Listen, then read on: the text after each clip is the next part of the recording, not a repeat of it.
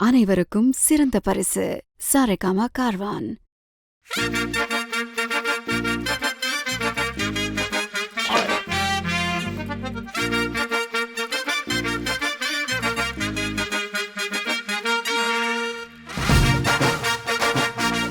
எப்படி செஞ்சிருக்க பாத்தியா?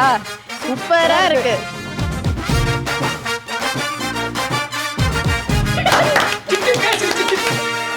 பப்பாளி பழமே தக்காளி போல பக்காவான ஜனியும் நசுக்குறிய மிட்டாயி கடைய பட்டாசு நடைய மிட்டாவா மனசுல மிதக்குறிய கலக்குறிய இழுக்குறிய நெபியறிவு ஜானியும்